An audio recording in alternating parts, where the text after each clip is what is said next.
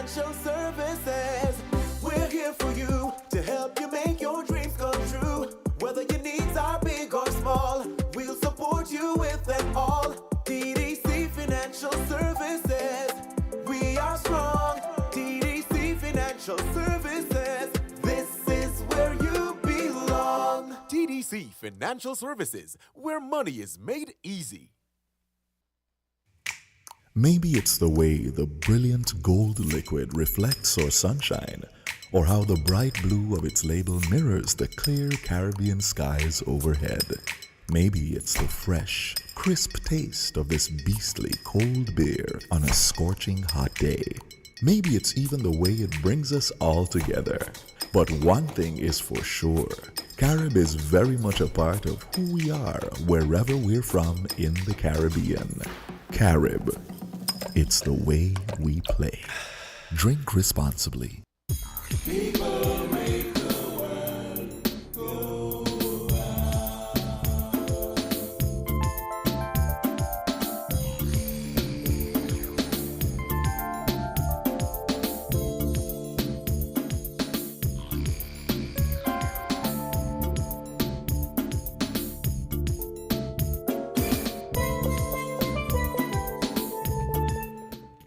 Good morning, St. Kitts and Nevis, and welcome to another edition of Inside the News. As usual, it's Saturday morning, so it's Inside the News time, and I'm your host, sitting in the hot seat, Jermaine Abel. As you know, we go beyond the headlines here on Inside the News to discuss issues, events, or anything impacting you here in St. Kitts and Nevis that's happening locally, regionally, or internationally. It was a very busy news week. But, you know, a lot of us were following those issues and events. We're going to discuss some of those events. But this morning as well, we have with us the man himself. I call him Mr. Carnival.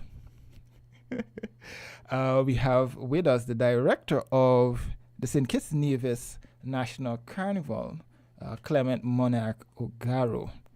Mr. Ogaro, good morning. Hey, good morning, Jermaine. How are you doing today? And good morning to all the listeners. Of course, a little rust in the voice because on a Saturday, you guys are getting me up really early today, man. It's two of us. Yes. I trust you're having your coffee right now, so. Yes. But Yes. This is not the same coffee I drink every Okay. So today on this edition of Inside the News, we're going to be talking about Carnival and the happenings of Carnival. So let us start there. What's the latest in terms of what's been going on with Carnival? Because I know some of the activities have already started for Carnival. Yes. As you know, we've had our Sugar Mass Awards that took place on the 17th of November, where, of course, we honored 40 Carnival stakeholders who have, been around for quite a while. We've gone back beyond National Carnival to 1957-58, when Carnival actually started in St. Kitts and Nevis. Since that, we've had the Soca Monarch prelims. That's the city prelims. Then we had the last weekend, of course, we had the Power and Groovy Soca Monarch eliminations that gave us the finalists for the 14th of December. The Soca Monarch, of course, that's a Digicel. Let me give it its correct name, the Digicel Soca Monarch. And we want to say special thanks to Digicel for sponsoring us. That took place at Champions Bar. And this weekend, tonight and tomorrow night, we have the Calypso eliminations at Spratnet. And the way how that will be done is we have half of each tent. That's half of Proud Sounds, half of Legend. They are going to perform tonight and the same thing tomorrow night in reverse order as it relates to which tent. It's $20 to get in. You can pay at the gate. And so we're expecting to see lots of folks out there tonight and tomorrow night to enjoy the Calypso. That's the Carib Calypso Monarch eliminations, which we're hoping. Of course, we're picking 16 to go through to the semifinals, and from there we'll pick 7 to come up against reigning Monarch Queen Independent. So will we be seeing a guest performance by Monarch himself? Really? Okay. Well, not tonight for sure. But keep listening, because that It's a is a very possibility. distinct possibility this year. As you know, singing Jackie, who started the year after me in the Junior Calypso competition, she's celebrating her 50th anniversary this year, and she's doing a celebration party basically at Sugar Apple on the 26th of December. And so, as someone who was around with her for all those years, I thought it was best to go and pay a tribute to her as well. Now, you might see me before that, so keep looking out. Okay, that's good. That's good. At least some of the folks there can get a taste of what you did in yesteryear. So, but let us jump into Carnival itself. Carnival is a staple. That's a staple. It's part of the culture. It has been infused in St. Kitts and Nevis and throughout the Caribbean region. But what's the impact that we've been seeing over the years of Carnival? Because it's something that comes. It's a tradition. It's in December. It's part of the Christmas festivities. But how do we assess the impact of Carnival as against somebody who's just coming for Christmas?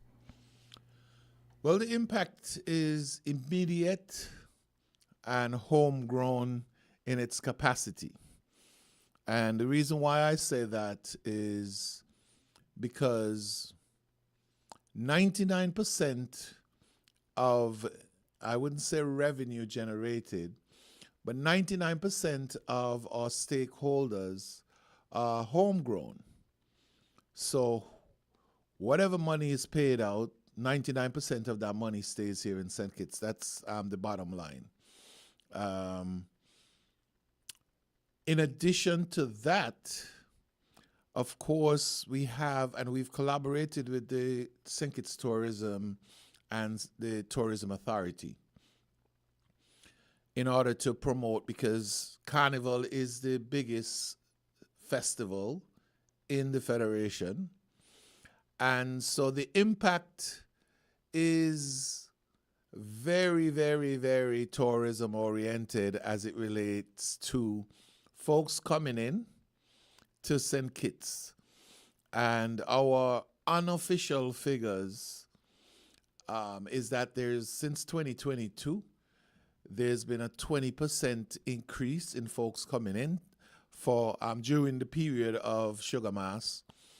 And last year, as I said, our unofficial count was about 11,000 people coming in. That's more people than live on Nevis coming in during December. So there's an immediate impact. You're talking about rent-a-cars, restaurants, bars, hotels in some cases. As a matter of fact, we have some guests coming in, probably a couple of judges in the different genres, different segments. And we're really struggling right now to find rooms in December to accommodate these guys, So the impact, as I said, is very, very powerful, very, very powerful. And we're hoping for that to continue this year, even at a higher standard as well. As you know, the last 2 years, the Carnival Committee has introduced deadlines for, it's unfortunate, but a must.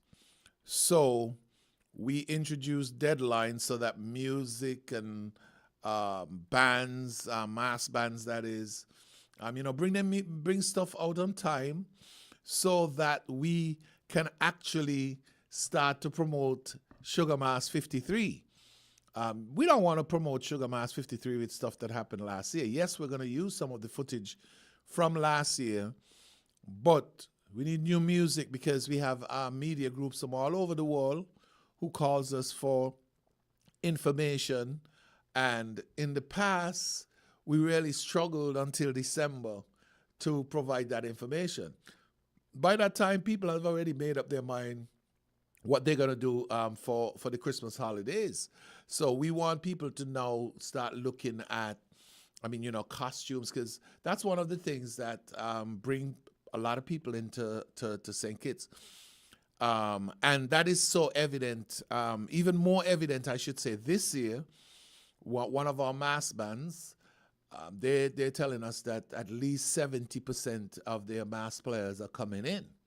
So these are Kittitians and, of course, people from all places in the Caribbean, in the diaspora, coming home to play mass, because that's one of the definite improvements in our carnival. I'm sure you've seen the releases and all the costumes, and so our 5 mass bands definitely. So yes, the early start, early release of information, that definitely helps us a lot, because then we can use new material to promote the carnival and entice people to come to St. Kitts for Sugar Mass. It's as you said that, it now begs a question. This to an extent to Carnival and also to the bands and all the others that take part in Carnival. Year-round, or defining Carnival and activities surrounding Carnival as being a year-round initiative. So we know that the office is functioning now year-round. You're the head of the office and so forth. But we don't get the idea that Soca Monarch artists are, for example, are working year-round to promote themselves, to promote the genre. We don't get that same sort of feel from Calypsonians. The band, the troops might not necessarily do that because they're, to an extent, seasonal.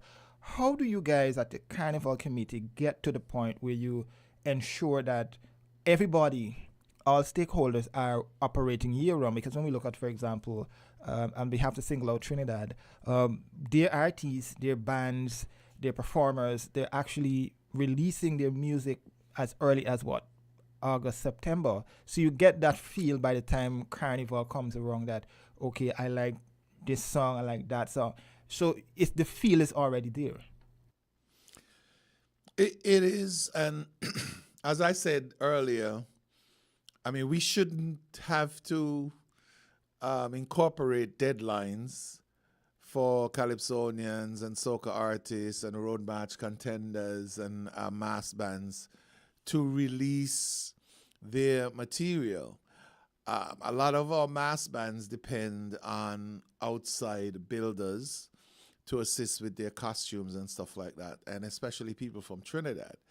They're already busy in June, July, and August working on stuff for Trinidad's Carnival. So if you don't catch these folks ahead of time, it may be impossible or very expensive to get your stuff in, because getting stuff out of Trinidad to St. Kitts in a timely fashion is very, very, very, very slow, and it costs a lot of money to get stuff out, because if I'm not mistaken, last year I remember there were quite a couple charters that came in from Trinidad in December to bring stuff that would not make it on time. So, and going back to what you said, yes, the soca artists, the Calypsonians, yes, we would like to see them, being active throughout the year. We know a lot of our guys go to Miami. There was basically a Sugar Mass invasion for last Miami Carnival back there mid-October. And a lot of people also go to New York as well for Labor Day. But there's a lot of other places that we don't really, go to. There's Leeds, where there's so many Kittitians and Divisions living in Chapeltown that we can promote to Birmingham. All these folks have carnivals. So that's what we're looking for.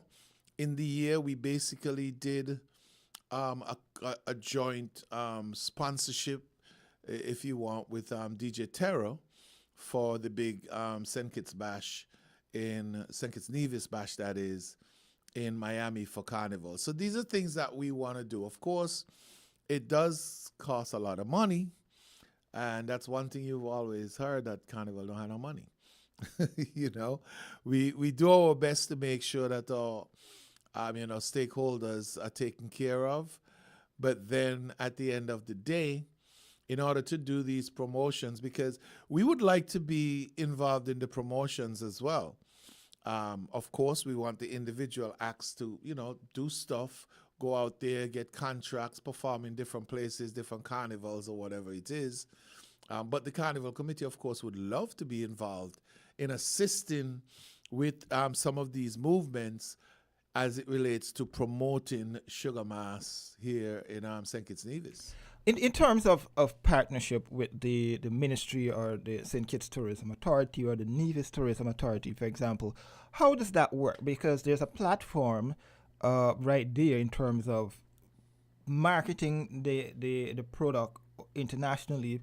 Because I can remember when I was in Jamaica covering the CHTA meeting there, the former CEO of the St. Kitts Tourism Authority, Mr. Thompson, used that platform to promote not just the Summer of Fun, but he also highlighted, the Christmas Carnival feel and so forth. So then how do you guys work with the tourism authority, tourism officials to promote the carnival? Okay. Over the last 2 years, the Tourism Authority has provided a member to the National Carnival Executive. This person is basically responsible for international marketing and promotion. So last year, we had several different influencers in. They were the ones who made all the arrangements and everything to get the influencers in. And the same thing is going to happen this year as well. Trini Jungle Juice, Bajan 2 made a distinct impression on their coverage of Sugar Mass in St. Kitts Nevis. And we're bringing them back this year because we saw the positive effect. I mean, we have emails after emails all throughout the year of influencers wanting to come into to St. Kitts and Nevis. What we've done, though, because a lot of there's some influencers who basically cover the entire island, not just Carnival. So they're here and they're doing a lot of different things. So what we've done this year is to seek out folks who, yes, we want people to cover our islands as well, to ensure, that the country gets covered as well. But in addition to that, the influencers who are specific to Carnival. That's what they do. They come, they jump with a Juve troupe, they jump with a Grand Parade troupe. So as a result of that, we gave the mass bands, that is the option to choose an influencer. We, due to financial constraints, we may not necessarily be able to bring in all of them, but we've given them the option to, pick some folks who they think would do a good job covering their mass band. And so that's one of the things that we do. But the tourism authorities aspect of Carnival has proved very fruitful over the past 2 years. And so we're continuing to elevate that part of our marketing and promotion through the Tourism Authority. And Miss Jonette Boyd, who is the representative on the National Carnival Executive from Tourism Authority. Okay, well, we'll take a quick break now, and then when we come back, we'll continue with more Inside the News and talk more Carnival. We'll be right back.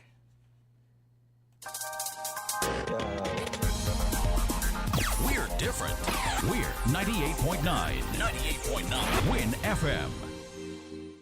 This is the official invitation to the Conscious Party. Get conscious, get down to business every Wednesday with Conscious Business.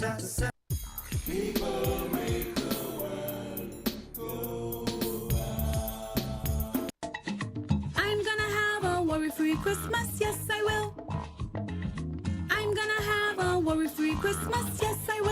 What's got you so happy? I'm heading to TDC Financial Services for their worry-free Christmas promotion. They're offering up to $100,000 secured and $85,000 unsecured. It's everything I need to tick off my holiday to-do list. Renovating the house, getting gifts for the family, travel plans, and even back-to-school shopping. With TDC Financial Services, I'm getting ready for a worry-free Christmas. No stress, just joy. What about you? You joining me? TDC Financial Services, where money is made easy. Maybe it's the way the brilliant gold liquid reflects our sunshine, or how the bright blue of its label mirrors the clear Caribbean skies overhead. Maybe it's the fresh, crisp taste of this beastly cold beer on a scorching hot day. Maybe it's even the way it brings us all together. But one thing is for sure, Carib is very much a part of who we are wherever we're from in the Caribbean. Carib, it's the way we play. Drink responsibly.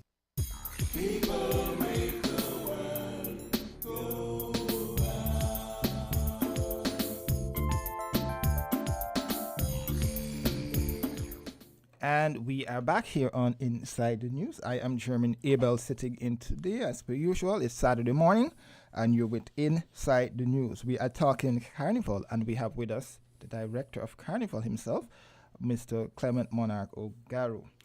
Yes, so Carnival is heating up. Today's the 30th. We're just about jumping into the thick of things for Carnival. Yep.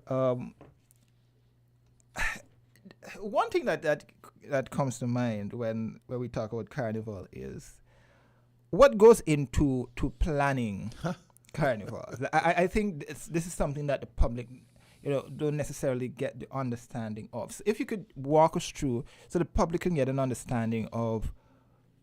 We ended last year successfully. We saw an increase, as you said, a 20% increase in visitor arrivals for that period. At the end of the second, everybody started to clean up, take down, we transition into the new year, back to work. What goes into getting to this point this year? Well, first of all, we definitely have to take care of our stakeholders. And those stakeholders include, of course, our competitors. Now, I guess there were a few people who were concerned about the fact that normally at the end of Carnival, sometime in January, there's a prize giving. We've we eliminated that last year. I know some people like the idea of having a prize giving, but it does cost money because you have to put infrastructure in and stuff like that. So that's where basically everything starts, making sure that we can cover our expenses at the end of Carnival. After that, it's a matter in the Secretariat where I'm stationed. We're basically wrapping up everything, filing all the results, producing score sheets for competitors who would like to see their score sheets. And in the middle of all that, we're also looking towards the next Sugar Mass. So what we basically start out with a slogan competition. And as you know, the slogan this says there's only one place to be, Sugar Mass 53. So we start out with that.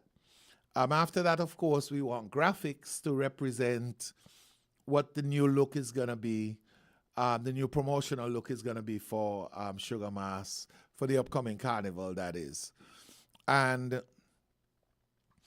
after that, basically, what we did was start looking at policy statements for each of the competition. I mean, we're living in a competitive world. We're living in the world of social media. So if we don't get, certain things right, you guys in the media will hear it and you'll start, questioning us. So we work on policy documents looking at what happened in the previous year to see whatever changes we would need to make at the particular time leading up to the new the upcoming carnival. So that's one of the things that we've done. In addition to that, we're now looking at, okay, so we have deadlines for certain competitors, certain competitions. And so we try to put those out as early as possible. Our registration as well. And some people are surprised. I'm not sure why there's I'm not sure why there's a negative response to early registration. But I mean, I had a few negative responses personally where people, why are you doing this so early? Which is kind of unbelievable that somebody would ask that question. But so that's one of the things that we do as well. And whatever incentives for the year. Now, I can tell you that incentives as it relates to assistance for folks who are taking part in the competition, I guess that has come very commonplace in St. Kitts and Nevis. Not so sure that it's commonplace in a lot of other places. But since that's what it is, that's what it is. So we decide on specific assistance outside of the normal, say, preparation money that we give to, most of the competitors. I can tell you, I mean, I used to sing in the Stone Ages, but back then we put everything together on our own. I mean, I was a little kid, 12 years old, singing in the junior calypso competition. I can't remember having anybody give me money to go buy cloth to buy my suit or whatever it is to wear. But that's besides the point. It is what it is right now. And so we have to take care of our responsibilities as, it relates to that. So those are things that we put in place. If we're going to do something special for a particular group, a particular set of stakeholders, then we make that, very clear as well. We set up the conditions, such as this year, all 5 Grand Parade mass bands received assistance from the National Carnival Committee. And as I said, this is outside of normal preparation money for things like Soca Monarch, Calypso, Panorama. The pageants are a little bit different in the sense, though we do provide preparation money for the talented teen, they do have a sponsor in Republic Bank, and we'd like to definitely thank Republic Bank for sticking with us for the past 3 years. And so, but yes, we set that up, and then we throw in other incentives like this year for October. Guys, when we had a meeting with the Calypsonians, one of the things that they were, concerned about was the cost to record music, because we prefer recorded music where we can distribute the music around, they can sell it, they can make money on the different, platforms. So this year, one of the incentives that we introduced was once you actually sang in the Calypso competition, so anyone who sings tonight or tomorrow night in the eliminations, they qualify for this bonus. It is a $500 towards their production of their music, but you had to record and release that music. Well, not record, you had to release that music in October. You didn't necessarily have to record it in October, but you needed to release it. So that's one of the incentives. And we had quite a few folks who qualify for that incentives. Once they sing tonight or tomorrow night, then we'll take care of that. In addition to that, of course, we do all the prep work. Now, this year, for the past 2 years, most of our events took place in the stadium. Costs a hell of a lot of money to to put up everything that you see in the stadium. Some nights it may cost us $200,000-$300,000 before the band even start to play. So we've decided to refurbish our original Carnival Village, and that's where 99% of the activities are taking place this year, including the swimwear pullout, which comes up on the 8th of December. Now, it's not a separate swimwear competition. What it is basically is a pullout of the swimwear segment from the coronation night of the Miss St. Kitts Nevis pageant. That comes up on the 8th. And I know previously it was advertised for 4:30 in the afternoon, but due to the fact that there's an international cricket game on that day as well, West Indies plays against Bangladesh, we had to push back the time because you couldn't have two competing functions in the same venue, with international teams and stuff like that. So that show starts now on the 8th of December at 7 p.m. Now, so I was talking about the Carnival Village. That leads us into infrastructure. So we now have to start to plan exactly what we're gonna do as it relates to our infrastructure. We're talking about tents, we're talking about stage, we're talking about sound, we're talking about lights. So all of these things that we start to negotiate with stakeholders. And we try as much as possible to, spread it around because it's a national event. So we want, people to feel good about it. I mean, we have tons of caterers who work for all these different events. We're talking about transportation because, as you know, we do have participation a lot more now from Nevis. And so we facilitate the transportation from Nevis to St. Kitts and back, and also their transportation in St. Kitts, depending on where they're going. Now, this year, we took the junior Calypsonians to Nevis last Saturday because we figured that, listen, this is a national event, and so we want to include, both islands as opposed to just one island. So the photo shoot, promotional video, and a nice little outing for the junior Calypsonians this year.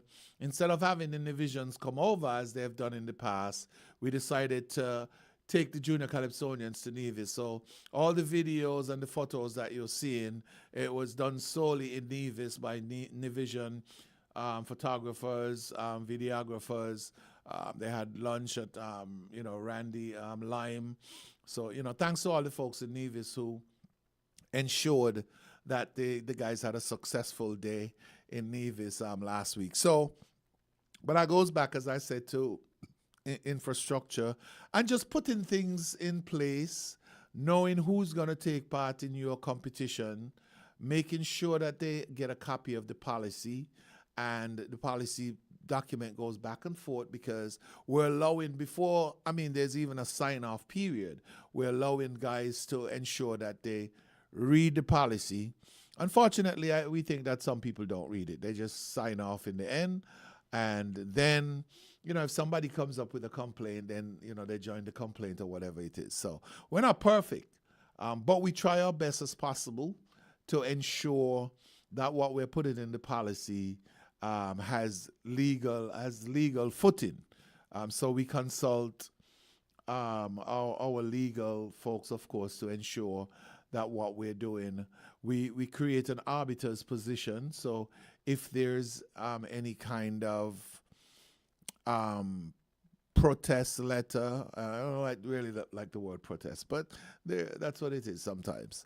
If people have queries about, competitions or whether rules were broken or not, then we have an arbiter that they can write to, and the arbiter basically goes over and gives us their position. So based on what you're saying there, it is critical for early registration, based on some of what you were saying there, because you then have to talk about logistics in terms of planning, in terms of how many people to cater for, stakeholders and so forth. So it's really key that the performers, the entertainers, they actually stick to these deadlines. Correct. And one of the things as well too, for the last year, this year, we're using the electronic judging system, thanks to the IT guys over in Nevis. We didn't want to reinvent the wheel, and so they had a system. I was fortunate to judge on that system last year during Culturama, last year, not this year. And so, when I came back, I'm like, yeah, we got to have it. We got to have it, because I saw what it did was instead of people sitting down scribbling on a paper forever, and we're waiting on the judges, and you hear the MCs up there, okay, they're waiting on the lights and stuff like that. I mean, which is not really professional. So what we've done is we engaged the guys in Nevis, and things have to be done ahead of time, because all this information, the criteria, the order, the name of the acts, the name of their songs, everything has to be put into that system so that it makes an easy flow. Once you finish, you score your competitor. You send out those scores to the mainframe, and then you just move on to the next one. It automatically takes you to the next one. So these are things, that's one of the reasons why for all of our competitions, we want information ahead of time, because there's a lot more than just what people see when they show up at Spratnet tonight or tomorrow night. There's a lot more that goes on behind the scene to ensure that we have a great flow of everything as well. And then we have a nice, lovely system that we have an auditor. The auditor basically takes care of all that information, and there's I think a specific time frame. If I'm not mistaken, it's within 48 hours. Anytime after 48 hours, you can come and see your scores, and your scores are basically broken down in categories. So for Calypso, it's lyrics and performance and music and stuff like that. You can see your total scores. Now, of course, we're not showing you the judge's name, so you're not able to see what one judge would give you as opposed to the other, because that really doesn't, help in a sense. So we give you the breakdown of all your scores in the different segments in that 100-point category. Because, and I like how you explain that, because we know what happens in St. Kitts and Nevis' culture, and to an extent, so in some other places. the biggest running theme around is the cheat. The cheat, right? Whether or not it's pageants, whether or not it's the performing arts, whatever it is, that's a theme. And I think what you just explained there is one of the critical aspects of what provides democracy and transparency in this whole process of judging and so forth. We talk about that. What goes into getting the private sector on board in terms of the private events? How do you guys do that? Because somebody was asking me, why is there one event or one promoter gets more than one event on the calendar? Well, I mean, from what I know, there's only one promoter that has two events, and that has happened the last couple of years. But it's basically an open process. We invite private promoters to be part of our carnival. Now, this is one thing that I kind of feel strong about, because in 14 years ago, 2010, when I was chairman of Carnival at that time, that's one of the things that we introduced. That's when Inception came on board. That's when funds came on board as well. It wasn't Cooler Fed then, at the time, but it eventually became Cooler Fed, I think, 2 or 3 years later. We had like maybe 5 private promoters doing events that year. I'm not even going to say FETs, because we haven't limited it to FETs. Now, there's a conversation taking place as to, okay, so do we just list 25 things because people submit them? Or do we list events that, relates to carnival in a way. That's a debate that we're having, and we'll figure that out. Because one of the things people have been saying, right, and this is not knocking anybody, that over the years, maybe the past 5, 6, 7 years or so, the calendar has started to shrink to an extent. It's now being condensed to fully to the middle of December to January. Mm-hmm. And to an extent, it's taking away some of the activities that the private promoters would want to put on. How do you respond to that? Well, carnival period in St. Kitts back in the day was traditionally the time frame that we're looking at right now. So where there was a specific time, a week and a half, 9 days to a week and a half in December, which is the carnival period. So, and our Power Week is between Christmas Eve and the 2nd of January. And back in those days, during that week is when we have all of our major competitions. So Calypso, pageants, Panorama when it was there. So that's basically what it was. Now, my personal opinion is that I can't see how it makes sense to advertise St. Kitts Nevis Carnival from November to January. That doesn't make any sense to me. Because if I'm a traveler and I want to come to St. Kitts for Carnival, now I have to start doing all kinds of research as to what's the best time to come, because they're giving me almost a 2.5 months spread. And so we've condensed the calendar. Now, it doesn't prevent folks from having events before the official opening at any particular point. And we ourselves have activities leading up to the opening of Carnival. So we had our Sugar Mass Awards. We had the Soca City eliminations. We're having the Calypso eliminations tonight.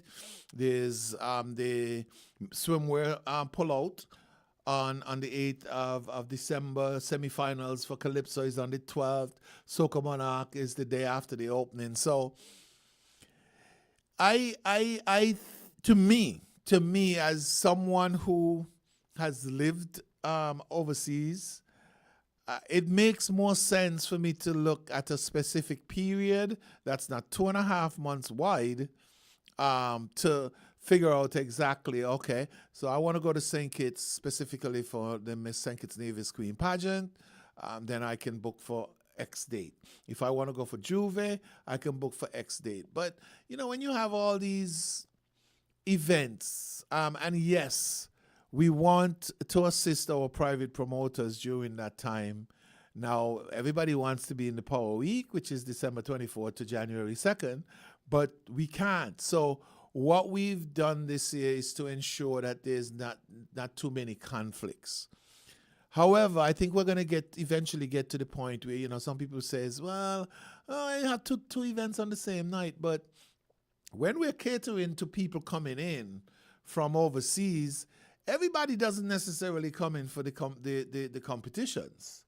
I mean, yes, we'd like everybody to come in for the competitions and fill the stadium or the Carnival Village like they've done in the past. But we recognize that some people are coming for Juve. Some people come to play Juve. Some people come to play Grand Parade. Some people come because there's a big fete featuring Destra or, featuring some big regional acts along with our homegrown acts here in St. Kitts. So, because some people, that's what they go to Carnival for. And so we're trying to cater to a wide cross-section of people with their likes and dislikes. And that's one of the reasons why the calendar looks the way that it is. But we have over 25 private events listed this year. That's a lot to cover within that span. Even within a month, that's a lot to cover. Yeah, but some of it starts no, because I think there's an event today, if I'm not mistaken, that's on the calendar. So everything is not, compacted. And what that highlights to me, and you said it at the top of the program, is that everybody benefits from Carnival. You know, it's the Carnival committee, the visitors, the ordinary man on the street, The vendors. everybody gets a piece of the pie, quote unquote, as they say. But do you believe that the argument and criticisms being leveled at the Carnival committee is fair when it comes to, because you just explained this, the rationale behind why the calendar is so condensed, but then some people argue as well that Carnival is a local product. Why are we really pushing to cater and fit some of what the visitors to the island may want? Why not we have a product and then we say, hey, this is what we're offering to you, right? With locals being prioritized as against many of the visitors. How do you respond to those criticisms being leveled to the committee? My response to that is simple, though I can expand on it. We do the same in St. Kitts. We go to Miami for Carnival. We want our artists to be there. We want to hear our music. We do the same thing. Back in the day, Ellie Matt and the GI Brass went to Trinidad every single year, and they were part of the product there. What they were doing then is promoting our carnival. So I think that yes, our homegrown product should take precedence during the carnival. I definitely agree with that. No question about that. But when we have our artists, rubbing shoulders with regional and international acts, that gives them an opportunity to form bands and whatever it is to ensure. So there's a lot of, I can't imagine that, and I hear the criticism all the time, especially for DJs, because now, I mean, we have 10, 12 DJs that are coming in to some of them specifically for Juve to be with the Juve bands, some for Grand Parade, some for private fetes or whatever it is. What we have to do is to ensure that our music is released early enough and is good enough in terms of quality, so that these DJs have no choice but to play our music not only here for Carnival, but they can take it to all their different fetes as well. So, yeah, I hear the concern, and I'm pro St. Kitts Nevis music and acts and everything during Carnival. But if we're promoting our Carnival on the international stage, then yes, we need, the Destras and the whoever else is coming in to rub shoulders with our local acts. And you made a valid point there in terms of the music being of high quality, that it can be played anywhere in the world and people feel comfortable with it. Correct. There were two songs I can recall last year when I was in DC on assignment. I heard two songs from St. Kitts, and I was very proud to hear them play. More specifically, it was at a Caribbean event in downtown. I think one of the streets were closed around the White House, and they were having some Caribbean events. But to hear the music played, it was really encouraging. And I think that's what we keep hearing from a lot of the DJs and promoters and so forth. It's easy for us to say play them, but to an extent, some of them are not necessarily catchy or to the point that and access as well, because what we're encouraging guys to do, and this year Soca Monarch, one of the specifics was that you had to show us that your music was on some kind of streaming platform, whether it's Spotify, Apple, or whatever it is. We want to make sure that happens, because in that way, see, we did a SoundCloud with all of the Soca songs this year, and it just took off. It just took off because people now have access to the music. And yes, we want them to listen to our partners in the media as well, such as Win FM. But people actually, some people want their music uninterrupted. And so we want to make sure that your music is on a platform where it can take off, and ensure that you're getting something back in return for the efforts that you did with your music, and also the costs to put your music together. And so yes, that's very, very, very important for us to have our music out there. I mean, as you say, I've lived in 3 different countries, and you go to a function unexpected, and all of a sudden there's a song from St. Kitts Nevis that's playing. You're talking about Searching from Nevis. That's a song from way back. But I'm telling you, you can go to I've been to fetes where it's not a St. Kitts Nevis event, but that's a song that's part of their their playlist or whatever it is. So, and it's important. Brockett set it. I mean, you go to Atlanta Carnival, and that's the song that they have people coming up on the stage to dance to. So it feels good. And it goes back to the point, well, do you want those people in the different islands or whatever it is to say, well, okay, this is a St. Lucia Carnival, so we only playing St. Lucia music. You know what I mean? I mean, and that's the thing, because even now, to an extent, the bouillon music is I would say it's making significant waves now. It's a band that comes down to St. Kitts probably every carnival. Let me knock board. He should be given a passport because he's practically living here now. So that highlights that the St. Kitts version of soca can also make it, but you have to be able to promote it and lift it to that level that it's. I mean, the bands themselves are quality making production waves. is important as well. Exactly. We want quality production. We have a lot of producers here. We have guys who are very good. But you see, the thing is when you're rushing to get your music done at the last minute, then it makes it a lot difficult. I mean, to me, this is like taking us back to the days when, I recorded in Trinidad, in Puerto Rico, in New York, in studios where you're paying by the hour. And so you're hustling to get out because you don't have the money to pay for all that stuff. But I had the option to produce a couple of songs on my own where I'm paying. It wasn't an hourly studio. I contracted these people. And so I record, I took my time, I listened, have people listen, made changes, do whatever it is. If you're hustling to get things done at the last minute. And I don't believe so much some of it might be cost, but not the kind of cost that we did back in the day. I mean, I'm telling you, we used to go to Ocho in Puerto Rico, Ocho Studio, $50 an hour.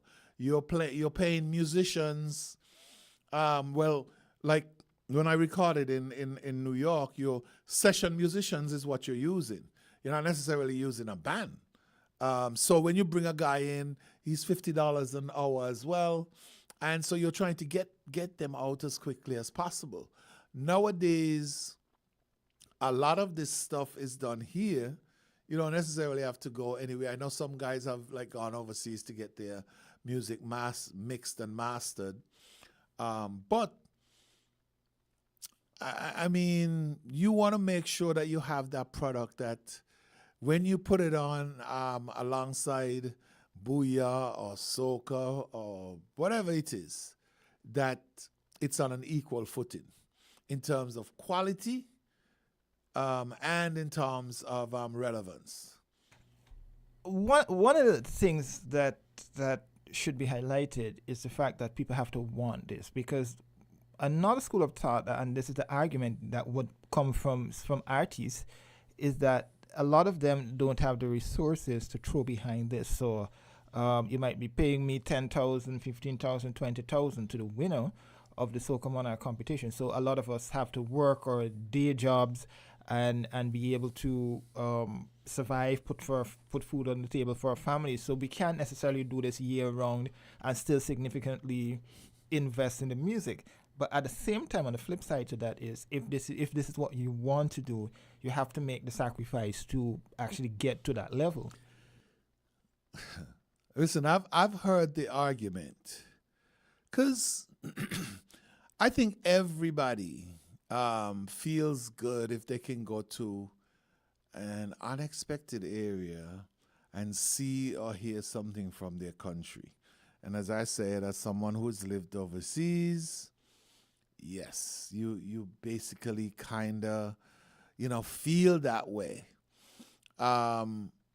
So I do understand the constraints, but, and this is a big but, if you're serious about your craft and you want to be a professional at it, then you have to find the resources to do what you need to do, whether it's by sponsorship, whether it's by trying to do small gigs so that you can make this money. But yes, as I said, the constraints are there. The point that I was making, though, is that I've had this discussion with folks, and we're saying, hey, this artist can go international, this artist can go international, or whatever it is. The question is, though, do they want it for themselves? That is the question. Because I know that we've had songs and acts and artists that go regional, international, that could, I should say, but sometimes nothing happens after Carnival, and it's not a good feeling, really. You want to actually, see and hear music. And I have songs, I'm not gonna call any songs or names right now, that I felt as if could have gone on the regional and international stage, but I don't know. We don't seem to be making the connections. Now, my story as it relates to recording and stuff like that is an old story, as I said. But I think a lot of it still resonates today. You're not gonna have producers or even labels coming in looking for you 99% of the time. If that happens, hey, kudos. So you have to go out there and fight the battle. And you may not necessarily be taking home money when you start that journey. You might not necessarily be taking home money. Sometimes you have to give to get. And a lot of our music doesn't necessarily make the rounds because it's not in the areas where you have producers, promoters, and all that good stuff. Listen, and as I said, my story is old, but I'll give it to you anyway. I recorded a song called Sawfish Tongue, and that is where I kind of, tell people about the story so that they can understand how it worked. I went to New York. Me and Starshield went to New York in 1983 because we were serious. We wanted to be on the international stage like everybody else, all the Calypsonians from Trinidad. And I realized that, okay, if you don't go to Trinidad, then after Trinidad Carnival, you realize all the artists are in New York. And so we went to New York. We ended up performing in the small tent. And I'm going to try to make the story as concise as possible. We ended up singing in the small tent because nobody knew us, so we couldn't get in the big tents. I met people there. I met an agent, agent/manager from Grenada who was working with a couple of Calypsonians. And I'm like, listen, it ain't going to cost me nothing unless he gets me gigs to work with him. And so I signed up with him or whatever it is. He took me to a small label. We went to a small label who was interested in the music, so they remixed all the music, put it on their label, released it. The small label decided, hey, listen, why not go down to Trinidad where we're going to send you down to Trinidad. We have a handler down there for you. We want you to get in the Calypso tent down there and do your thing. So first time I missed Carnival in St. Kitts, 1984. I'm in Trinidad from December to January for the full season. I came when I'm in Trinidad, worked with Winsford Devines, one of the premier Calypso soca writers, came up with Saltfish Tongue, went back to New York, and basically everybody wanted it. I knew that I wasn't going to make $1 million, and I knew also that if I recorded that song on my own, took it to WLIB in New York at the time, they may not play it. But if it comes from a B's label or Charlie's label, which is the big soca and calypso labels in New York, it's going to play, whether they pay over the table, under the table, or however they did it. It did. I knew that I wasn't going to make a lot of money from the recording, but that song was on WLIB for weeks on its charts. People started calling all over the place, wanting me to perform because the song was now popular. So yes, and I'm saying that I gave up making a ton of money from the recording, which may have never happened had I done it on my own, in order to get the music to a stage where you can play. And once it plays, you're going to make your money doing the performance. People, I don't know. I don't even know how they were doing it because we really didn't have, I can't remember having a cell phone back in 1984. I don't think we did. But people were calling, they found you. I mean, I was a little kid at the time. I remember a promoter in New York said to me, "You sing that song?" But that's basically the story. So I guess the principle behind that story is that, listen, you're not gonna make if you're not listen. You got to be really lucky to make $1 million on your first attempt as a Kitisha Nivision artist. You got to be very, very lucky. I'm not saying that it's not possible, but you got to be lucky. So sometimes you have to let the music out there, let people hear it. Because how many artists are still living on their one hit? I mean, there's a guy from St. Vincent, what's his name? Kevin Little, I think is his name. I mean, ain't he living on that one song that he made? But that song was so big that people are always looking for his stuff, whether it's just as good or not as good. They know Kevin Little's name, so they're looking for him in the future. Because I actually came across that song the other day, and I was like, "Where's he now?" You know. But you're correct though. Our artists need to take. I mean, we really have good songs here in St. Kitts and Nevis. But it's as if the artists themselves, and I know some might criticize me for saying that, but it's as if they're not pushing themselves to get to that next level. Some may be trying, but they don't know the avenue to which they should head to get to that next level. But you have to start. And as I said, I think we need to push. They need to do a little bit more in terms of their music to get to the next level, to elevate themselves. So they want to be able to say, hey. Yeah, but I come back to the point of where, I guess, do they want it for themselves or do they just want to do it here in St. Kitts during Carnival? Because I must say this, I did hear some artists say, you know, and I'm not going to single out anyone, I'm going to call any names, but there were some soca artists who said that they're just doing this to be in the soca competition, and it's not something that they focus on year round, which is sad to an extent. But if this is something that you like to do, you like to sing, you like the soca genre, then why not push yourself?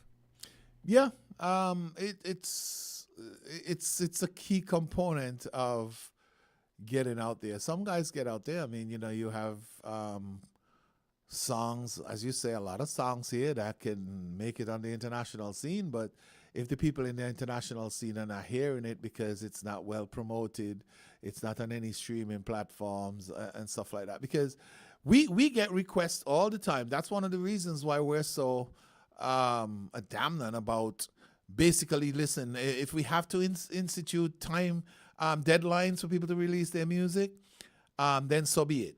Because we don't want people and we have media houses, different types of people calling us all the time for interviews and for promotional material and all that good stuff for Carnival, to promote St. Kitts Carnival. But if we don't have prototypes from the mass bands, or we don't have from the mass bands and the Juve troops, if we don't have music from the artists, what do we promote? Just send them a graphic that says, come to St. Kitts for Carnival? I mean, people are encouraged to come because they like the music, they like the costumes that they're seeing, They like the fetes that we're promoting. They like the competitions that we're promoting. So people come for different reasons. Yes, we have a unique setting here in St. Kitts where we have Christmas that goes along with Carnival. So traditionally, families do come home to reunite and stuff. But they don't come home and sit at home during, I don't care. They don't come home even if they're Christian. They may go to In the Spirit of Christmas, or they may go to church, or they go out to eat and different things like that. So, stuff is happening. They're here. And so they get counted in the numbers that we release for during the carnival period. So yes, I mean, there's a lot to it.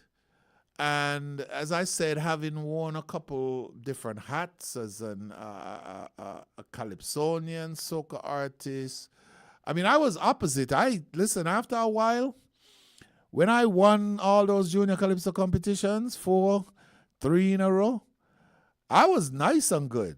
But I entered the senior calypso competition and I had like a really bad experience my first year. And after that, I'm like, you know what? I'm done with this competition thing. I'm just gonna. It was just basically peer pressure that made me enter into the senior calypso competition as much as I did. I don't know, maybe 4 or 5 times. I don't know how many times, but it really wasn't that important to me. What was? No, I'm not saying that. For some people it's not. Yeah, that's fine. Everybody has their own way of what they want to be involved in or whatever it is. But my thing was to make music to make people dance. Can we see, because I think incentives is critical to get more people back into the carnival, to participate in carnival. Could we see, and this is more specific for things like Steel Pan, Soca Monarch, competitions throughout the year as a means of a qualifier to get into the carnival. So it means that Mr. Abel now, he would have to maybe come in the top 4 of a Easter competition or a spring or Easter festival or a summer festival in order to get people more involved in the groove of these events so that it can lead up to the carnival being the big prize. Typically, yes. And this year especially, it seems as if that we've had more than the normal community festivals. Now, there hasn't been a lot of collaboration, not nearly enough. This year, though, there was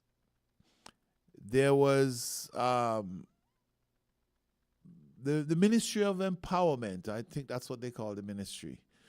They contributed significantly to all of these community festivals. And I don't know, maybe in the future we can all collaborate so the carnival can look at certain aspects of their festivals and use it towards the national events during carnival. Like back in the day, if I'm not mistaken, they had, what was this? I can't remember the name right now. But there was, for the Queen pageants, there was, I think, a East and a West pageant for folks who lived in those areas. And the winners eventually took part in the National Carnival Queen competition. Now, the idea for Panorama, it's very good, but we just don't have enough pans, not players. We just don't have enough pans. And one of the other things as well, too, I think Pan needs to get back into the school. That's the reason why Nevis is able to produce 4, 5, 6 bands, because they have programs in their school. Whereas in St. Kitts, for the competition over the last couple of years, we've had 2 bands from St. Kitts, 4 or 5 from Nevis. And so that's an issue, because people don't stay young. They get old, And so, they're replacements, because just like now we have EBJ and we have all the other bands, we had bands before, and so they needed to be replaced. When guys like the late Melly and all those guys, you're talking about Coca-Cola, and the other steel bands back in the day.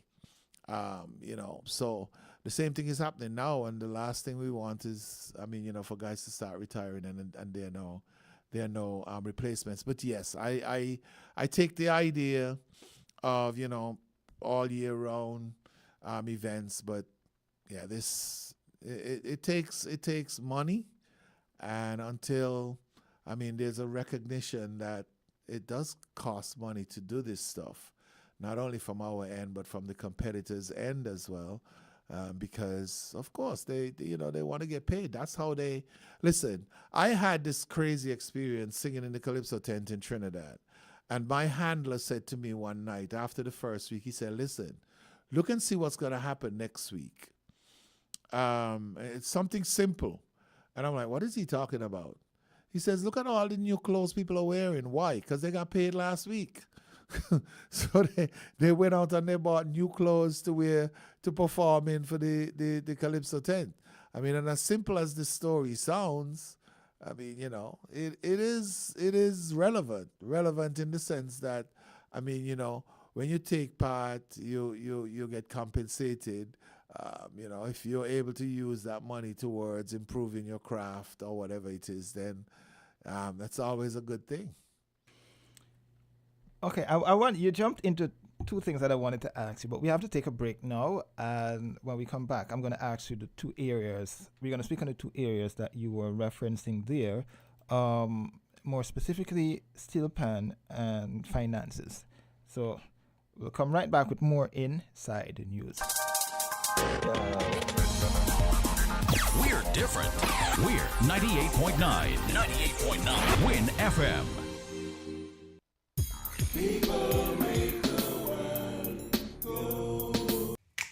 Maybe it's the way the brilliant gold liquid reflects our sunshine, or how the bright blue of its label mirrors the clear Caribbean skies overhead. Maybe it's the fresh, crisp taste of this beastly cold beer on a scorching hot day. Maybe it's even the way it brings us all together. But one thing is for sure, Carib is very much a part of who we are wherever we're from in the Caribbean. Carib, it's the way we play. Drink responsibly. TDC Financial Services. We're here for you to help you make your dreams come true. Whether your needs are big or small, we'll support you with them all. TDC Financial Services. We are strong. TDC Financial Services. This is where you belong. TDC Financial Services, where money is made easy. People make the world go.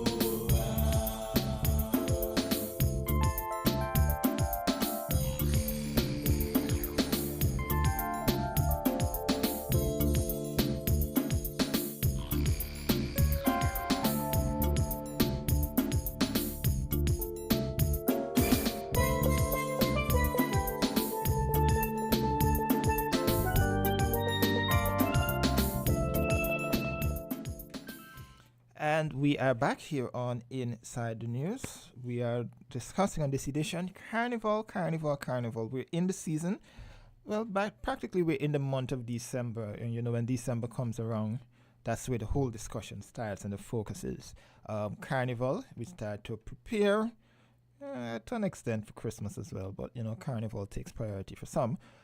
And we start to think about costumes, which fets we're going to be going. The clothes that we're going to wear, some people, the hair stoosh that they're going to get, and so forth. Well, I can't say that for Monarch because he has one hairstyle there. He has one hairstyle, so he doesn't have to consider that. But yes, so we're discussing everything Carnival. Before we took the break, you were mentioning a bit about the steel pan aspect of Carnival. And you talk about some of the challenges that we have in terms of bands and so forth. As somebody who played steel pan, as somebody who won competitions in steel pan, where do we go from here in terms of developing and keeping the craft? Because as you mentioned, Nevis is building its steel pan, more specifically in the schools and so forth. But it's a struggle here on St. Kitts, and that's a cultural thing that we see in the Caribbean: steel pan, steel pan, steel pan. How or what role can we see the carnival committee, the carnival office play in, bringing back that culture and history into St. Kitts? So the enthusiasm right now for Panorama is just amazing. Right now, as you can tell, we have a lot of very, very young people. We have a lot of females playing. So we there is an interest. We see that interest. However, at some point in time, some of these people are going to move on, whether it's because of age or whatever the reason. And in order to replace those people, we need to start training our young guys. And the easiest place to catch them, to train them, is in school. And so as I remember, there was an active steel band program. I remember Melly being over at Keon. I don't know who it was at junior high school. At Bastia High. I know Wingrove was up there. But, and there was Calypso Craig, who was out in Sandy Point. There was a program before. I remember the days when we had basically the kind of free panorama. It was 90%, it was all school children playing at that particular time. Some of them have, grown up now and they're playing in some of the bands, but as I said, that doesn't last forever. I'm really, really, really impressed. I'm impressed at the love and support and the competitiveness between the bands. But as I said, I think there has to be, we have to find a way to get it back into the schools. I don't know, that probably solves the problem 75%. The other 25%, I don't know. I guess it has to do with ensuring now that these guys have stuff to do for PAN throughout the year. And that's one of the things that, I've spoken about. I don't know how many of the people in the audience, the listening audience, went to the DJ Terror and EBJ function, where you had a combination of the DJ and the PAN, and then there were performances along with that as well. It was just like a spectacular event. It was really, really good. And, I think we need to now start seeing, there's I don't know whether it's a competition or a display or whatever it is, classical music. Different things throughout the year. I think that it's, very, very important. And I think that's where we need to go. We need to basically, in order to maintain our culture, panorama, whatever it is, we need to start teaching it in the schools. Because back in my day, Junior Calypso, that's where we all started. We were in school. We went to all the different schools. It was school-based. Now it's not so much school-based, even though all these guys go to school. It's not so much school-based, but back then it was. So I think that's a solution. And as you said, that school-based, the leader of the People's Action Movement last week, she made a valid point that a lot of, she was referencing sports, because I asked her the question, how can sports be used as an avenue to fight crime and violence? And she talked about it instills discipline into the young people. And it teaches them certain values and traits when you're part of a group and so forth. And having steel pan within the schools, that too in and of itself, teaches you discipline. That you have to be with the group, you have to dress a certain way, you have to behave a certain way, and so forth. So you're correct. My days of playing steel pan, it was, it is something that instills a level of not just discipline, but creativeness, and you have to think outside the box, and it disciplines you and so forth. Is it a case that you suspect that there's a lack of pans on the island? I think you touched a bit on that. Lack of pans within the schools, or we do not have the people, the skill sets to create the pans, tune the pans, and get them to the point where we can put them in the schools itself. It's an expensive venture, I can tell you. Earlier this year, me and Cartel Ford, who is the chairperson of Panorama, we visited Trinidad. We Trinidad and Tobago, because we went to Tobago for the medium bands finals, Panorama, and we visited Midco. Midco basically is a production company. They produce pans, and so yes, it's an expensive venture. It's not cheap. Because these pans are expensive. And so I understand that part of it. But at some point in time, we just have to make that commitment. We have to make the commitment that, hey, listen, if we want pan to be sustainable, then we'll have to make the investment. That's the way how I see it. And as I said, we had meaningful discussions as well, because we were hosted by Pan Trimbago and the Calypso organization there as well. And, hopefully we may start seeing some progress. We've invited Pan Trimbago to St. Kitts, Nevis, and so we're hoping that they'll be here. I don't know if it's going to be President Beverly Ramsey Moore, but a representative from Panorama should be here this year. What we want to do as well is to ensure that we have people who are trained here as tuners, because the last couple of years we've had to bring, at the expense of the bands.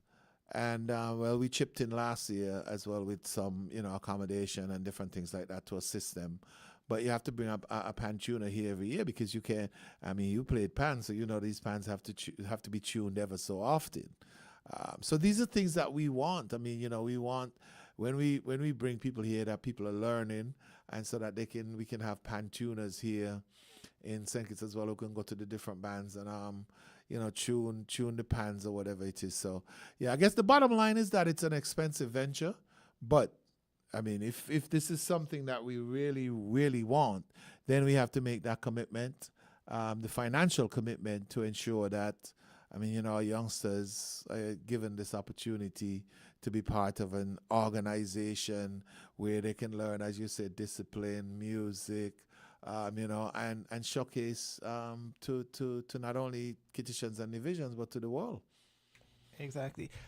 Give us some information in terms of the competition this year. How many bands participating? What can we expect? We have six bands participating. It's 7 last year, and four comes out of Nevis, and 2 comes out of St. Kitts. The show is about the last event in Carnival Village for the year. And as you know, as I said earlier, we're doing some expansions, rehabilitation, rehabbing really of the Carnival Village. And it's on the 29th of December. And again, we want to say special thanks to First Federal, who came on board last year, kind of at the last minute. And they got really excited about, the Panorama, because, we're seeing it grow. I've been at the show. I was privileged to host it, I think, in 2021. Yeah, I think it was 2021. So we were still kind of in the COVID mode. That's because I was on the stage. I was in an elevated position, so I was able to see these guys play. And I'm like, wow.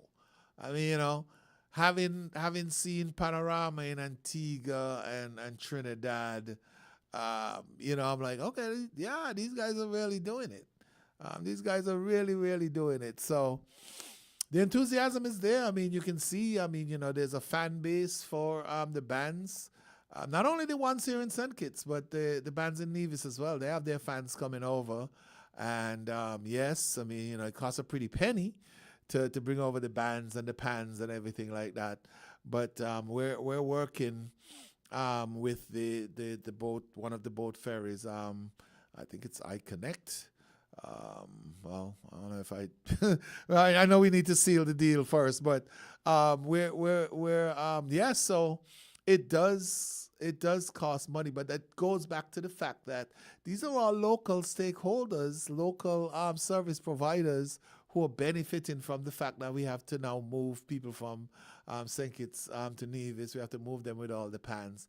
And one thing I can almost say with certainty this year is for the folks who were calling for Pan on the Road for the Grand Parade, there's this really, really great possibility that it will happen this year. That's something that we're definitely working on. In terms of the competition itself, will the bands be performing their own tunes? Do they have to pick a song that they want, or is there a standard song that they're going to be performing across the board, as was the case some years back? Yeah, it's not a standard song.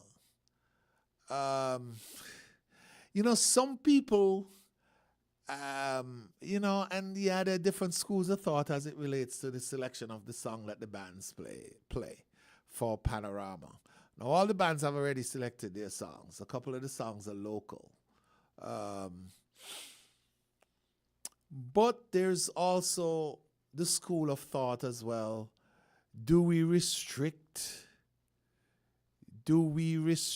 creativity by telling them what to play? As it relates to, okay, you only can play a local song, or everybody have to play the same song. So that's kind of weighed in the balance, and we think that, we don't want to restrict their creativity. And so the bands are open to choose the song that they play. And a lot of them, they choose the song that they play because there's a performance element to it as well. So guys are choosing songs where they can, add the little gimmicks and stuff like that, just like you've seen any other competition. And so, as I said, we've gotten great support from Mr. Nevin Roach. He's from Planogramma, based in Barbados right now. We've had a lot of support from him. He was here as one of our judges last year, and and he's a friend of one of your newscasters here at Win FM. So we've gotten good support, and as I said, we Cartel relies a lot on communicating with the folks in Trinidad. We were fortunate to hang out with Akua, who is the head of Midco. And as a matter of fact, for our Soca Monarch CD eliminations, he was one of our judges. We had two virtual judges, him and Michael. Can't think of his last name right now, but he's a music producer, player. He does work with Vaughn and Voice. He was on virtually as well. But so we're getting support out of Trinidad for our Panorama. We as I said, were fortunate to visit Phase 2 Pan Groove. We visited like maybe 4 of the pan yards in Trinidad. I mean, it was like a fete. They were rehearsing for Panorama, and it was like a fete. I mean, we're talking about I'm like, yes, I want a pan yard in St. Kitts. Retirement, man, to go back into the pan yard to shake and I know. I mean, it's like, there's so much people just hanging out. There's food. I mean, in Trinidad, it's like they have a gift shop. They have a bar. They're selling food. So people are just hanging out in the pan yards. I mean, around. So I think we visited like maybe 3 or 4 of the pan yards. So. Very, very excited stuff. Yeah, I take me back into my days of playing pan, But I've hung up my sticks for now, so yes. Let us look at the discussion, one of the critical aspects of Carnival, and you touched a bit about it, you alluded a little bit about it early in the program, which is financing, right? Nothing can happen without financing. Nothing can happen without the support of the government as well as the private sector. I mean, the government does the bulk of the lifting, but in terms of the private sector support, how is Carnival being received within the private sector community? Well, let me just put it this way. We're very, very happy for everybody who has come on board so far. Now, folks have to understand, though, that all sponsorships doesn't necessarily means physical cash passing. A lot of it, we use a lot of services from some of our sponsors, and so we can make a trade-off there. Yes, we do have sponsorship where cash is involved, and we're grateful. We would love, of course, to have more sponsors come on board, and with that, of course, we want to say always a special thanks to past ministers of Carnival, past governments, our current minister, Samal Duggins, who, have ensured that we get that financial subvention from the government in order to put this event together. So yes, we want to say special thanks to them. But we're always encouraging more sponsors to come on board, and we're thankful for the ones that have come on board, and is making sure that we can have a successful carnival. But there's always room for more. Always room for more. So yes, special thanks to all of our sponsors, and we have some great sponsors this year. But hey, we're still open. I think there's and I've heard this as well, that complaint that people believe that the private sector does not do enough to support Carnival in terms of the way it is right now. And to an extent, some prefer to go to the private events instead of the Carnival, the National Carnival Committee events. Is that true? And give the public, because I think there's a misconception as well, and I like to clarify issues. What goes into the whole rationale behind, I know you might not want to go in too much into details in terms of the financing and so forth and the accounting, but in terms of budgeting and so forth for Carnival, because I think you guys have indicated this year as well that some of the events have seen increased price monies, for example, the Panorama competition. How do you guys go into working all of these logistics out? How do I say it? Creative accounting? Okay, that for some accountants that's not a good word to use. But sometimes that's the only way to survive.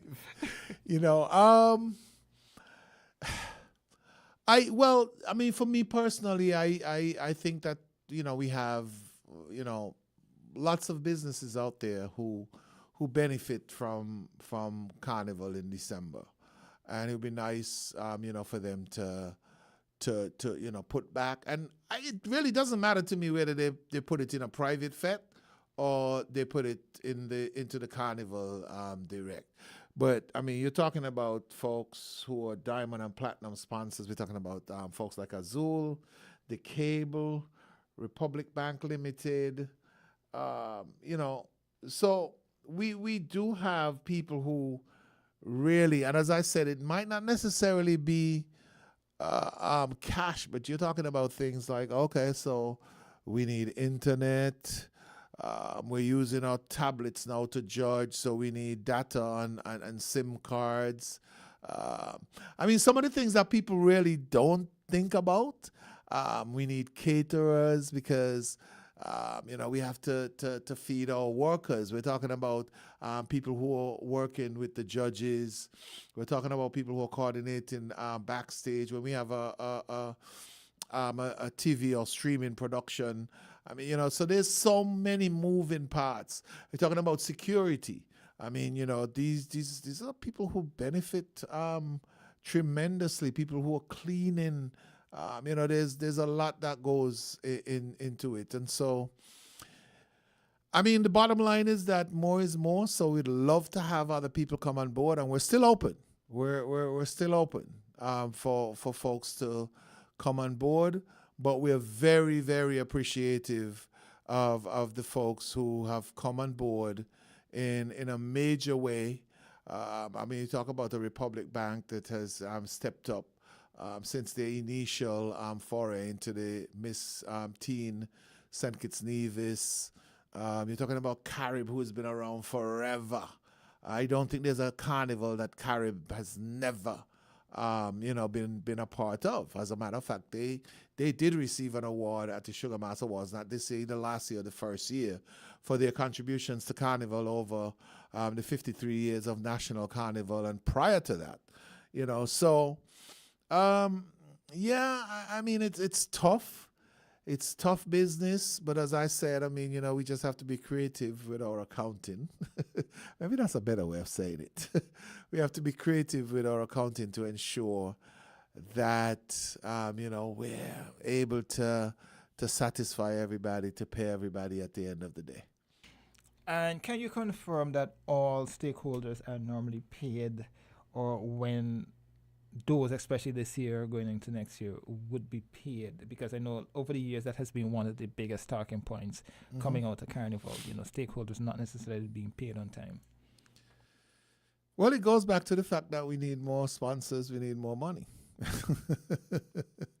And yes, Carnival is an expensive venture. I remember, listen, my personal experience as chair of Carnival back in 2010, when we announced the budget of $1 million, I mean, I had one former chairman say to me, "What?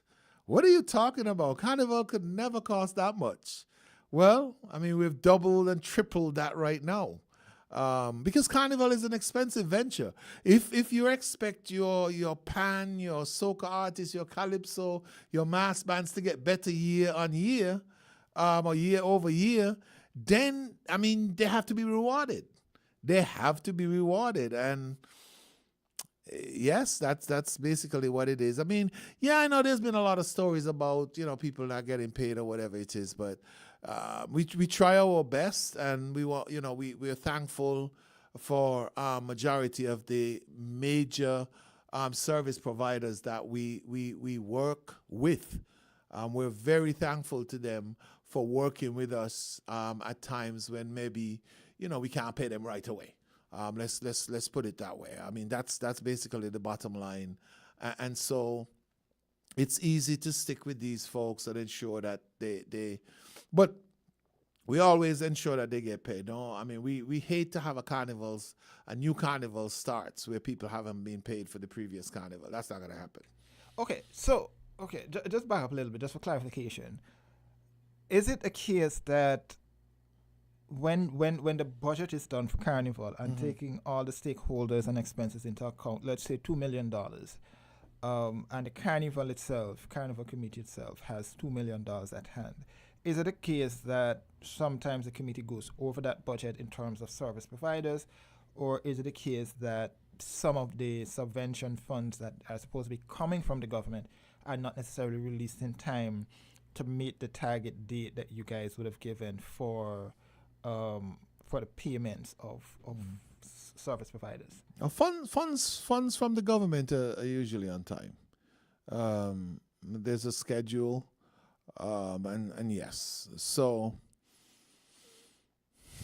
the issue basically, Carnival is a fluid product. So, I mean, we can budget and we encourage that. So every subcommittee has to turn in a budget. But as I say, Carnival is fluid. 2 years ago, I don't know, it could have been 2022. I think it was 2022. based on the we were scheduled to have the Miss Teen St. Kitts Nevis at the Dome.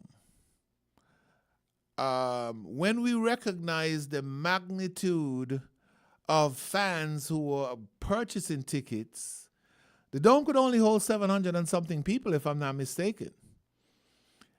We were selling tickets in the thousands. And so now here it is, we had to move from that venue, bring the show back to Water Park, where now you have to put in that infrastructure. You're talking about stage, lights, chairs, all that good stuff, sound, everything. So those are things that can cause you to go over budget. Now, some people would say, hey, if you only have $1 million, then all you can produce is $1 million carnival.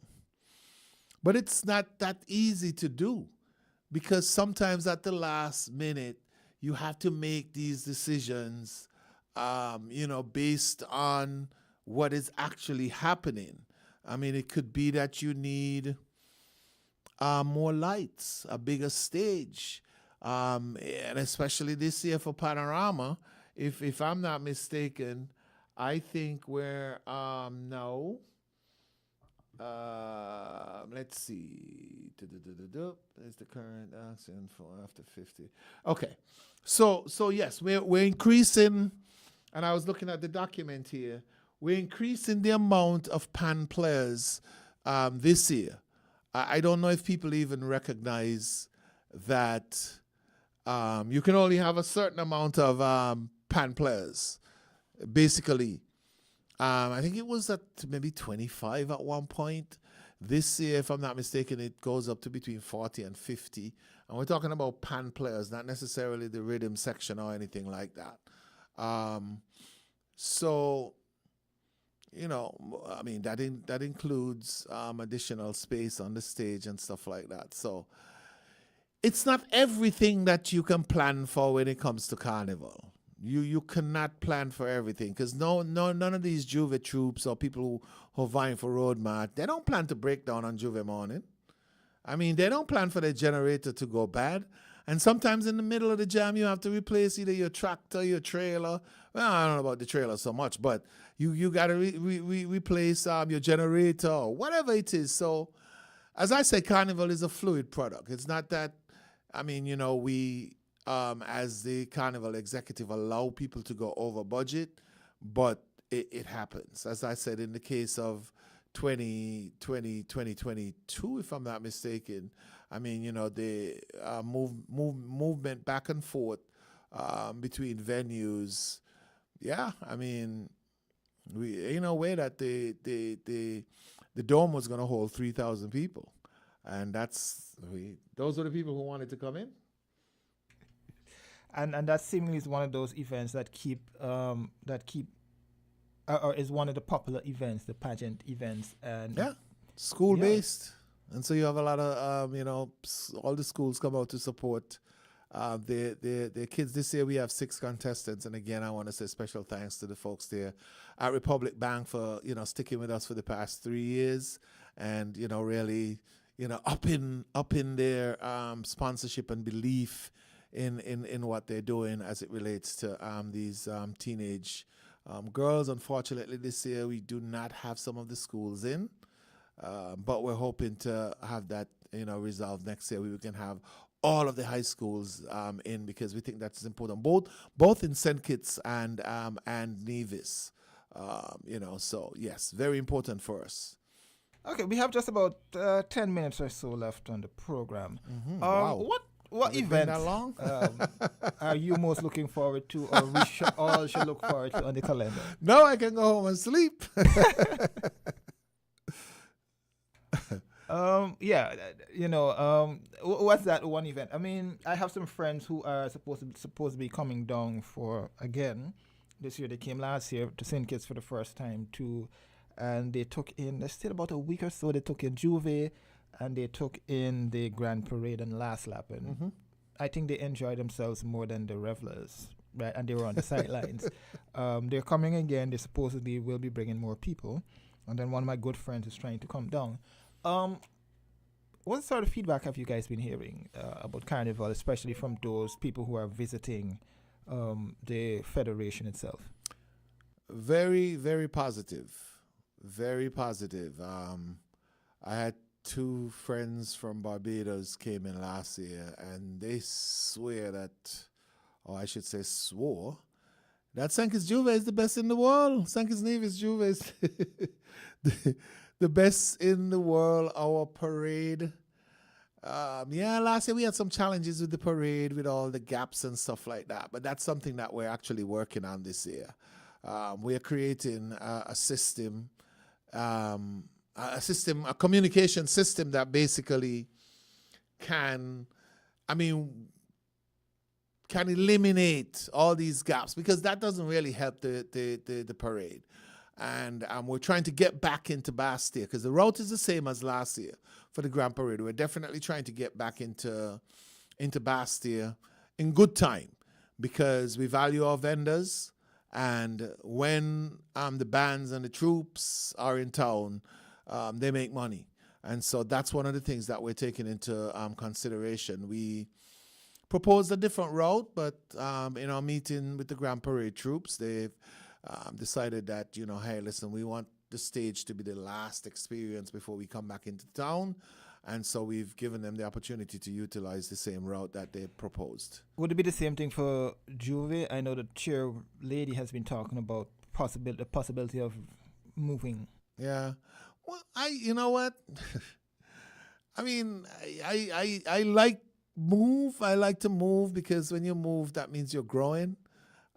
But as I say, our stakeholders are very important to us, and we try to sit down with them and come up with the best solution, best decisions as it relates to, things like routes and policies and judging criteria and all that good stuff. So Juve will be in town.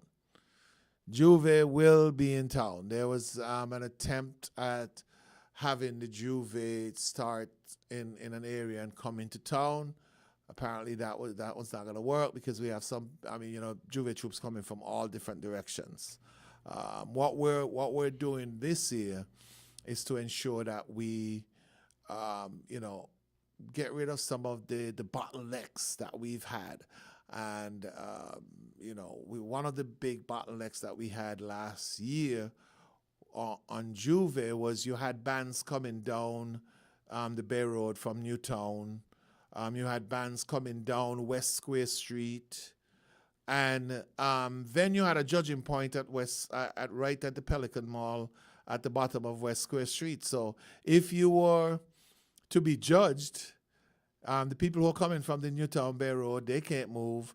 The people who are coming from West Square Street, they can't move. So we're working to eliminate some of these bottlenecks. I mean, we love to see 1 million people in town, because that's what it looks like. But we want the parade, the Juve to flow as well. Okay, I have 2 questions here someone sent in. One, can you say what the budget is for the 2024-2025 Carnival? Listen, we're probably going to end up spending about just over $2 million. Okay, and I'll frame this question in such a way that, it is a question. If you have a venue that only accommodates X amount, why is it that the Carnival committee sells more tickets than what they can accommodate in the venue? I don't think we've ever done that. Well, what they're doing I guess is they're referring to the talented referencing teen from 2 years ago. The comment that we made, so the example that you gave surrounding the talented teen 2 years ago, having to move it from the dome. Yeah, it was a demand. We had no choice. We had absolutely no choice. We closed down the tickets. I am in the secretariat on a daily basis, and trust me, I mean, we had tons and tons and tons of people coming to purchase tickets. At one point, we stopped we stopped the sale of tickets because we knew what our capacity was. But what were we going to tell these parents and students who want to come out and support? So that's the reason why the show was moved from the Dome back to the stadium, and we sold the extra tickets. But if I can remember correctly, there was a point where we stopped selling tickets because of the capacity of the Dome. We reopened it based on popular demand from the general public. Okay. I think you answered both questions there. As we begin to wind down the program, what would you want to tell people about Carnival? I know this is a very unique blend for some, Christmas Carnival. What do you want to tell people out there about attending these events? Hey, if you live anywhere overseas, come home. Or we consider ourselves the last carnival of the year. Now, with all respect to Montserrat and to St. Croix, when I see carnival ratings, St. Kitts is right up there. The last ratings I saw was Trinidad, St. Vincent, St. Kitts, St. Kitts Nevis, that is. Because you have to be mindful of the fact that this is a national event, not just a St. Kitts event, even though for many, many, many, many years, that's what it was termed as. But no, we want you to come home. This is a unique mix, as I said to Barbados today last year. Hey, listen, we go from, eating fruitcake and wine and opening our gifts on Christmas Day to just complete, rum, fun, black pudding, everything on Juve. Where in the world do you get that combination where you can go from Christmas and the nice, all the good family stuff that comes with Christmas, and then all of a sudden, at midnight, you start going around to these Juve troop, their camps, and people are working on their trucks, and people are coming to get their last minute packages, and it's just exciting. You can't take that away from us. And then of course, in between we have all the shows and the fetes and different things like that. You're talking about Breaking Dawn. You're talking about Cooler Fete. You're talking about Sunset. And then all of a sudden another explosion again on New Year's Day, where you have all these fancy costumes. And yes, some people have their thing about these fancy skimpy feather costumes or whatever it is. But hey, we also do have the cultural element in our carnival as well, done by the creative economy. We have our folklore avenue, so yeah, this mixture is infectious. You come to St. Kitts for Carnival, you always want to come back. You always want to come back. And we're building those bridges now, along with the Tourism Authority, as it relates to promoting our carnival in different areas. Last year, we got really, really, really good coverage, from not only our homegrown media here in St. Kitts Nevis, but also to our regional partners, regional and international partners. And every year we're seeing more and more people, influencers, news media who want to come into St. Kitts. We're constantly getting, requests for accreditation for media who are coming in from overseas. So just this week, I think I saw something from Anguilla. So people are coming, and that to me is the key element of our carnival. It's the uniqueness that it presents, where here you can come spend Christmas with your family, and then go enjoy Juve with your friends within 24 hours. And then you party Old Year's night, and then you wake up the next morning preparing to go out. Exactly, on the parade route.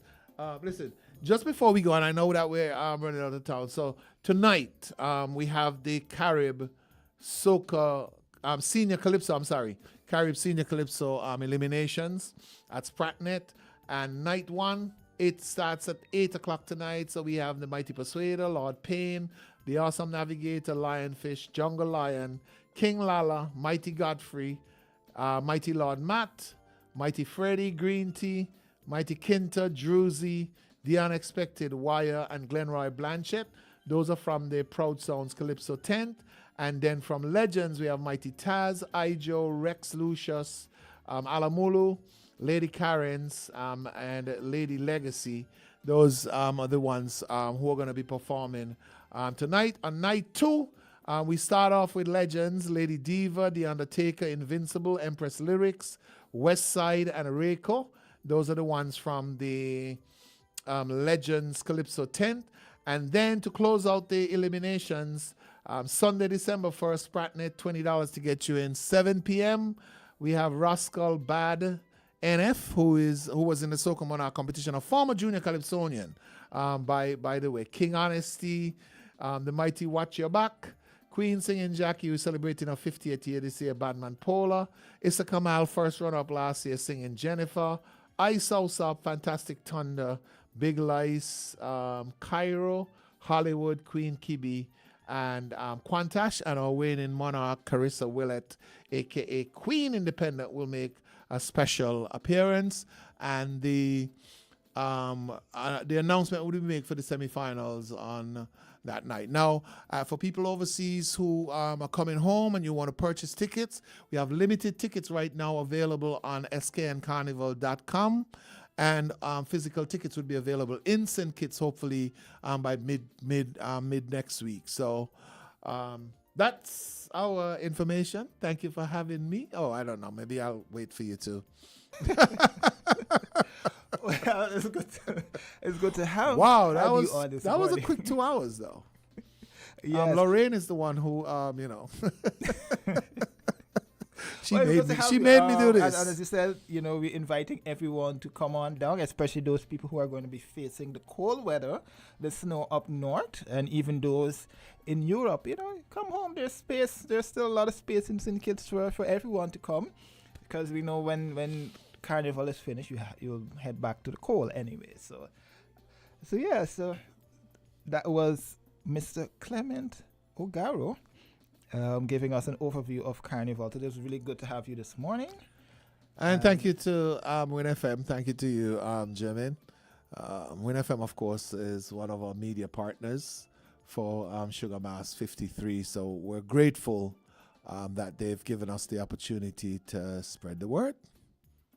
Oh, thank you. And there you had it. That was Inside the News for today as usual. I was Jermaine Abel sitting in today. I'm in the hot seat.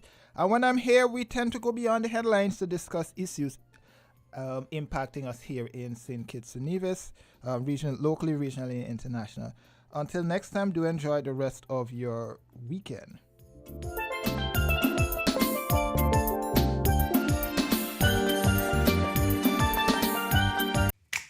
Maybe it's the way the brilliant gold liquid reflects our sunshine, or how the bright blue of its label mirrors the clear Caribbean skies overhead. Maybe it's the fresh, crisp taste of this beastly cold beer on a scorching hot day. Maybe it's even the way it brings us all together. But one thing is for sure, Carib is very much a part of who we are wherever we're from in the Caribbean. Carib. It's the way we play. Drink responsibly. I'm gonna have a worry-free Christmas, yeah.